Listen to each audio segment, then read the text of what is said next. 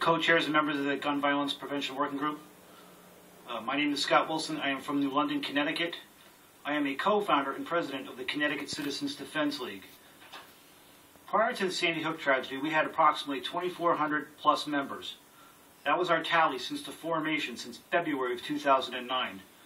Since Sandy Hook, in that short time period, we have added over 1,100 members. We now have a total of 3,640 members as of January 27th. Many of our new members, as well as our existing members, have expressed serious concerns over the historical amount of anti-gun bills that have been introduced to the legislative since the legislative session began.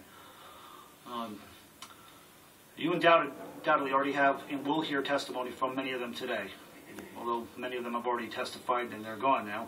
But many of our members of CCDL submitted testimony to the Gun Violence Task Force online because they could not attend today's hearing. It is the hopes of our organization, CCDL, that this working group looks to the true causes in recent attack in Sandy Hook and other recently prolific attacks involving mass casualties. Mere ownership of certain firearms, such as semi-automatic rifles or handguns, including those of which that accept a detachable magazine, are not in and of themselves harmful to citizens without the actions of somebody operating those devices. These devices are also acceptable and useful for defensive purposes. 2 points I want to make, one of which is safety. We are highly concerned with the recent bill that includes a tax proposal for up to 50%, such as SB 140, on the cost of ammunition. These proposals will merely siphon off the money from good law-abiding citizens that are already living in one of the most highly taxed states in the country. This will leave the gun owners of this state with less of an ability to safely train and practice.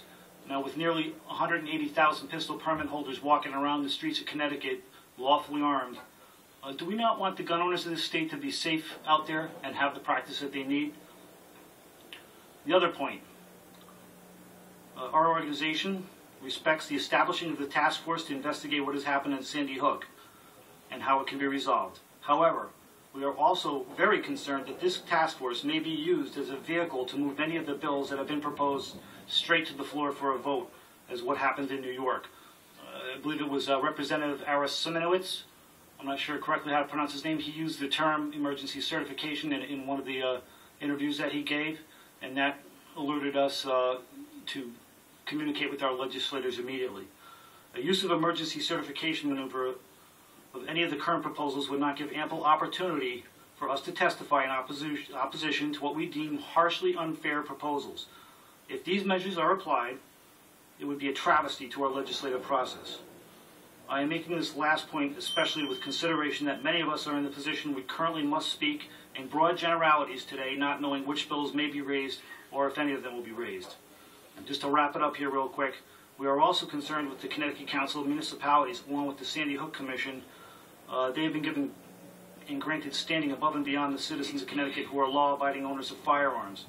Our individual rights should take precedent over their proposals and the knee-jerk reactions from the actions of a severely disturbed individual. I want to thank the many CCDL members that made it out here today. There were literally hundreds of folks from our organization that made the time to come here and testify today. And I would like to say that there was a statement made earlier that alluded to the fact that that our organization is in some way, shape, or form out there to intimidate anybody. We are not here to intimidate anybody. We are here today to make sure that our rights are respected and that we have the opportunity to defend our homes and our loved ones and speak out in defense of our rights. In closing, I would also like to extend our deepest heartfelt sympathies to the victims of Sandy Hook and their families. May they find peace in their time. Thank you very much.